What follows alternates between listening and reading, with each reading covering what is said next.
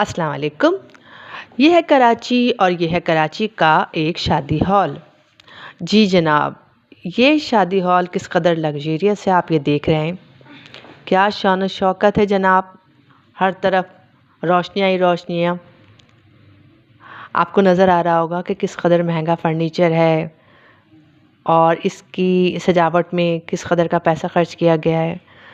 तो हमारे कराची में ही नहीं, पूरे पाकिस्तान में शादी को एक ऐसा मसला बना दिया गया है कि जिससे निकलना बहुत मुश्किल है। वालिदैन परेशान हैं अपने बच्चों की शादियों के लिए, और शादी के अखराजात की जो एक तफसील है वो एक अलग है।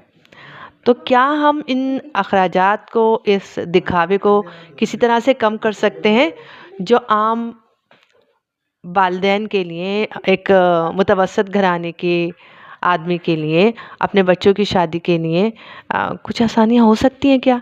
क्या ऐसा मुमकिन है कि हम इस तरीक़ेकार को कुछ आसान कर दें?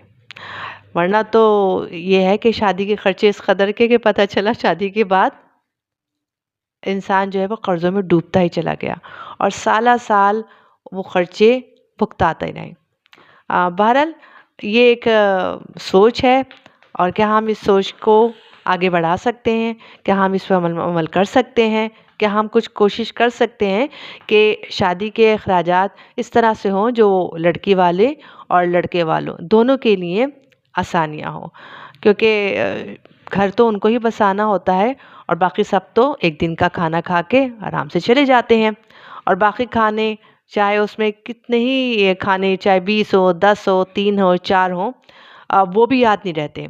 याद रहता है तो सिर्फ़ उन वालिदैन को, उस दूल्हा को, उस दुल्हन को कि जिनके घर वाले इन अखराजात से निकले हों।